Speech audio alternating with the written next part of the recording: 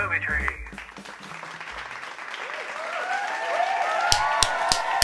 Howdy, howdy, branches, and welcome to another episode of the Movie Tree Podcast, episode number 7.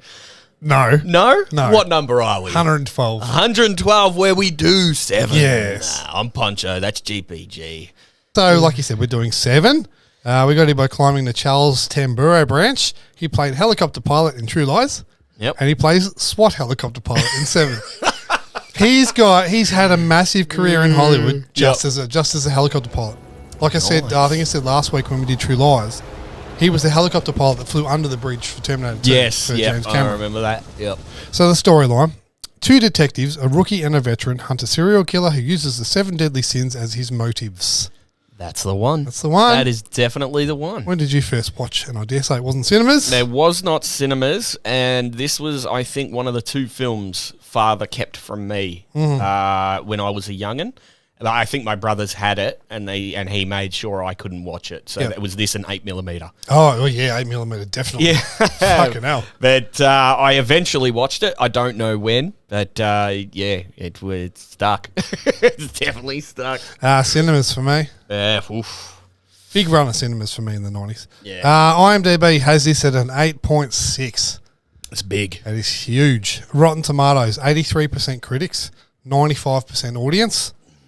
On a budget of 33 mil, it made 327 mil. Very good. Fittingly, it was 7th at the box office. Yep. Beaten by Die Hard with a Vengeance, Toy Story, Golden Eye, Pocahontas, Batman Forever, and Apollo 13. Yep. Released on the 15th of September 1995. This is our 3rd movie from 1995. Can you name the other 2? Batman Forever. Yes. And I don't know. I am the law. I am the Lord. Dread. Yep. Jesus, that was a while ago. It was a long time ago. Runtime of 2 hours and 7 minutes, which I'm going to say you don't notice at any point in time. No, it's a gorgeously paced film. Produced by New Line Cinema. Awards. It was nominated for Best Film Editing at the Oscars, but was beaten by Apollo 13. I haven't watched Apollo 13 in a long I haven't either, and I'm intrigued because it keeps popping its head up in our little bits and pieces here. It did win Best Movie at the MTV Movie Awards, though. Ah, okay. Well, I guess. So suck on that, Apollo 13.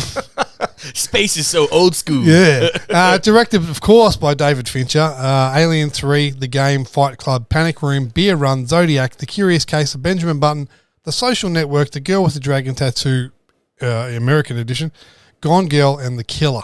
Yes. To the cast: Morgan Freeman, 58, Brad Pitt, 32, Kevin Spacey, 36, Gwyneth Paltrow, 23, John C. McGinley, 36. McGinley. Yeah. At the time, Fincher had not read a script for over a year and a half since the frustrating experience of making Alien 3 for Fox. Keeps coming back. He said, "I thought I'd rather die of colon cancer than do another movie," which that's a little bit extreme. However, his producer had a very low opinion of the executives at Fox at the time and remembered how Sigourney Weaver had defended the young director in the media, which we touched on a few weeks back. Yep. He pitched the concept of the movie to Fincher, who eventually agreed to direct the film because he was drawn to the script, which he found to be a connect-the-dots movie that delivers about inhumanity. It's psychologically violent and implies so much, not about why you did, but how you did it. He found it more a meditation on evil rather than a police procedural movie. Yeah, he's not wrong. He's not wrong at all. Very good. Last week when we skinned the smoke wagon, we were unanimous in our initial thoughts that this would be a perfect score. The back of that, can I have your thoughts on score out of 5? Certainly can. Now, I know recently some of our favourites haven't really held up to critical viewing with Nightmare on Elm Street and Halloween. Sorry to all the fans out there. Yeah. There's been some gatekeeping. I must say. Real gatekeeping. But this has got to be the first film that has gone to that level in the opposite direction. I don't think I felt this film until now, until the critical review. Everything seems to hit so much harder. The performance of Paltrow, Freeman, and Spacey make you feel like they're actually living the character's life. I don't believe that they're actors in this film. It feels like Morgan Freeman has been Somerset for 50 years, and he's living that way. The visuals are disturbing. The microtransactions that happen scene to scene are daunting. To show you how good this cast is, I actually believe Brad Pitt is the weakest link. Really? I do indeed. Wow. Everything in this film seems so pure. One of the most disturbing endings, and one that gets worse with every viewing. The buildings they're in, the streets they walk, the crime scenes they work, even Detective Mills' shirt that's clearly been bleached so many times, it looks like cardboard. Little things like this that make the characters feel true. And a masterpiece score. Not one you will remember on its own, but together with that final scene, glorious. A disturbingly splendid viewing. 5 out of 5. 5 out of 5. 7 out of 7. 7 out of, yeah, that's what we should have done. Damn, missed me shot. All right, for my part, sometimes you come across a movie that is just so perfect in every way. Acting, script, directing, cinematography, score. Everything just comes together in a perfect storm of filmmaking, and such was the case with 7. To go from the mess that is Alien 3 to this is a testament to Fincher's talent as a storyteller. How this wasn't nominated for Best Film is beyond me. Brilliant cast led by 2 leading men at the peak of their powers. This is the way movies should be made. It is an absolute no-brainer 5 out of 5. Yep. And that I can tell you, puts it number 1. Oh, It puts it number 1 on our scoreboard. big time. Same IMDb score as Terminator 2 Judgment Day. Funnily enough, 7 has more votes. That's amazingly wild. Isn't it has it? more than Terminator 2. Has more votes than Terminator 2 by a good margin. Damn. I would not have called that. Like and I don't 700,000 votes. I reckon if you ask 700,000 people, they would say Terminator has more votes. Yeah, exactly right. But That's this crazy. is just phenomenal storytelling. And like you said, you kind of got it now more watching it critically. I was in the same boat. I had to pause it a lot because I found that my mind was just walking along with the movie rather than Yep. doing what I'm supposed to be doing and taking notes and stuff. A lot of movies with endings like this become less of a hit when you know what's happening. No. After seeing this film again more critically, it makes every scene more daunting about knowing what's happening. The ending is never going to hit the same as the first time you watch this movie. But for me, it doesn't feel diminished in any way on repeat viewings. You know what it is? The ending won't hit the same, but the rest of the movie hits better. Yes. Because you know you're what's paying coming. attention Yeah. more to the build-up. Exactly And right. What he's doing. Yeah. Exactly right.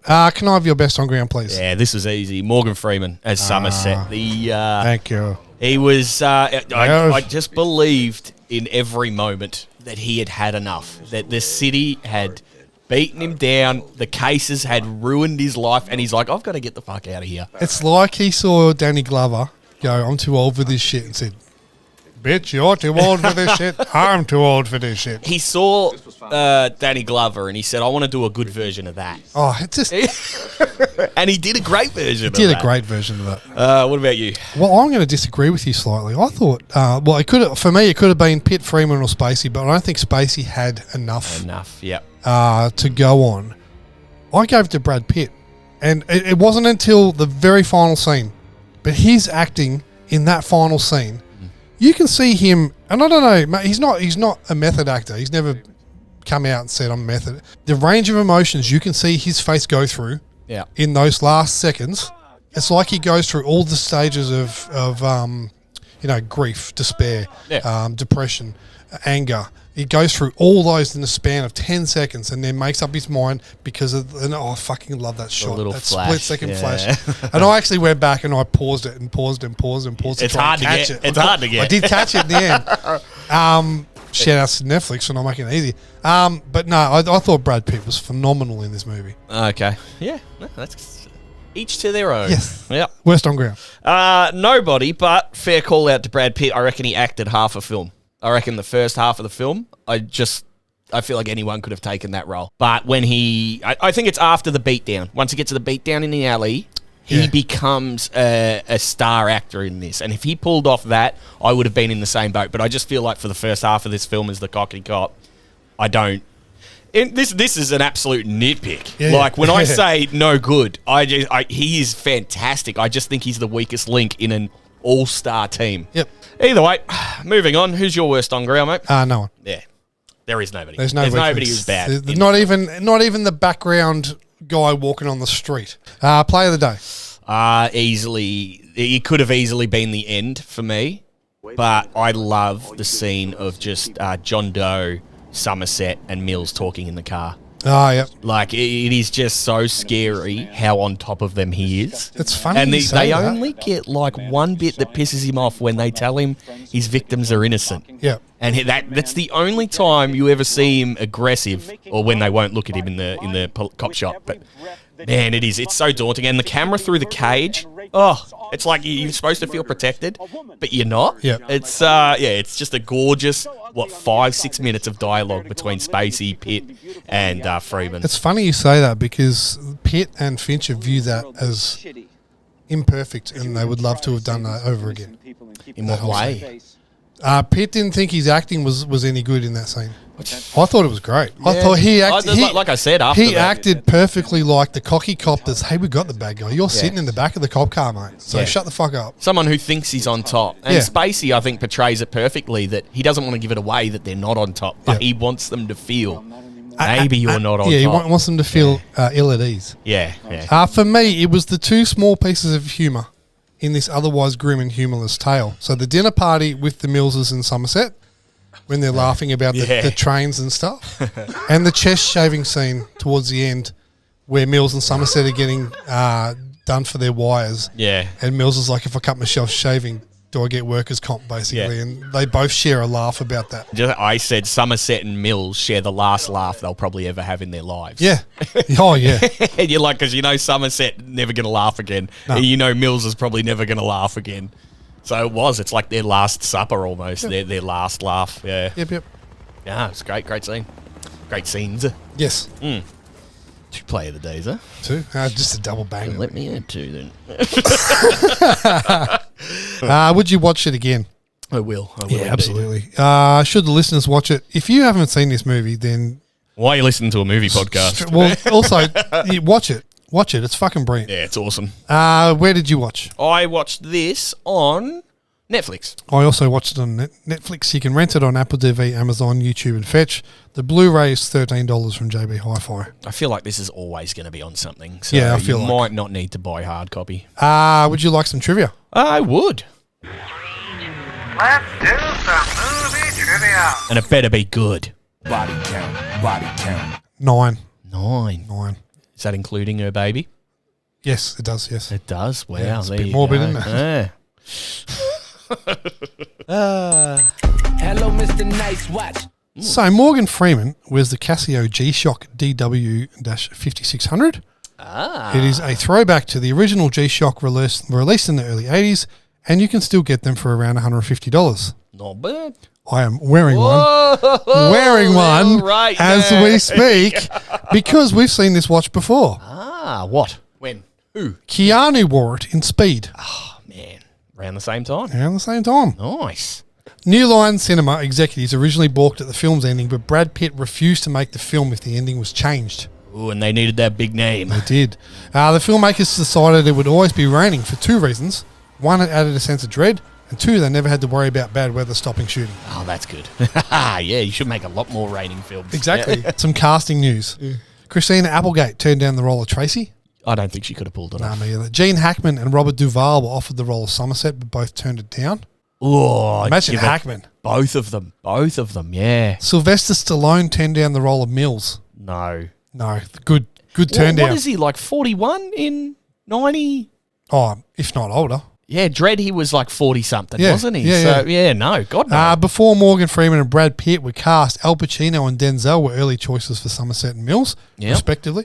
Pacino declined as he was already scheduled to film City Hall, and Washington turned down the offer, deeming the film to be too dark. Both actors have expressed regret in not taking their individual roles. As you would. And Val Kilmer turned down the role of John Doe. I can see it. I can see him. Wouldn't have got to Spacey's eeriness, but No. I can see it. I can see Kilmer doing this. Yeah. Have you got some branching for me? Oh, I got a lot. And now it's time for us to branch out and decide what we'll watch next week. And you have 3 categories. Hang on, what? 3 categories. 3 categories. You can have modern movies, Yep. childhood classics, or a lucky flip for 2 horror films. What do you feel? So I've got to pick a category. Pick a category And and I'll then give you'll you the tell film. me the movie. The All right. lucky flip is just 2 films and we'll flip Grant's bar for it. Okay. But it's 2 horror films, I'll let you what know were they? that. So modern what? Modern movies. So they're all above 2010. And then children's classics. Children's class. Oh, okay. And then the lucky flip, which will be 2 horror films. All right. We've dallied around enough in the 70s, 80s, and 90s. Yeah. I think let's bring it back to the modern age. Okay. You have All right. here Modern day. Brad Pitt, Bullet Train. Ooh. Brad Pitt, World War Z. Ooh. Brad Pitt, The Lost City. Ooh. Kevin Spacey, Baby Driver. Oh, And Kevin Spacey, Horrible Bosses. wow. What are you feeling there, mate? From the top, please. Bullet Train, World War Z, The Lost City, Yep. Baby Driver, Horrible Bosses. So all past 2010. All right. So no to World War Z. Z. Okay. Strange. I thought you had that for me a couple of weeks ago. Horrible Bosses. No. No. Okay. So what's that? You Bullet got Train. Lost City, Lost City. Baby Driver. Get rid of Lost City. Lost City gone. So Gone. Bullet Train and Baby. You know Baby what? Driver. Who am I fucking kidding? It's Baby Driver. Yeah. I'm fucking. I love this movie. Yeah. I love it. We'll skin it. Let's skin this motherfucker. Go ahead, skin it. Skin that smoke wagon and see what happens. 5. Yeah. I'm going to make no bones about that. I love this movie. It's a 10 for me on IMDb. It'll be a 5 for me. Yeah, loved seeing it in cinema. Yep. It was a completely original story by our man Edgar Wright, yep. Edgar Wright. So I can't see it being anything other than Absolutely banging soundtrack. not old enough to change. Is a banging soundtrack, but has some absolutely deplorable songs on it. Does. Brighton Rock by Queen. Nobody likes that except Edgar Wright. I'm pretty sure. It's probably. Do you even know that song? I think he wrote this whole movie based on Brighton Rock. I think he said that. He Yeah. goes, that's his favourite song. Yeah. You're fucked. Fuck off, you big lamp. They're 4.9 maybe Oh, wow. for Brighton Rock. No, it's a 5 for me. Nah, the cast and everything. I Gorgeous. just fucking love everything about this movie. Yeah. Anyway, Mr. Keys, can you take us out? Ooh, we can. Do you think he's sick of playing the same song for 100 and something episodes? No. He has nailed it, though. That is true. I think he's a man of comfort. Doesn't like change up. You know what? He can use the rest of his week to play whatever he wants. Yeah, that's it. Yeah. The keys on his keyboard are actually getting very worn. I know. His We piano. should probably It's just look the at same keys. some sort of replacement or something. Like, can you replace? You can replace piano keys. I'm sure you can. Yeah, I'm sure we could just get him a new one when we get get sponsored him by. Casio fucking Who sponsors electric keyboard. Who makes pianos?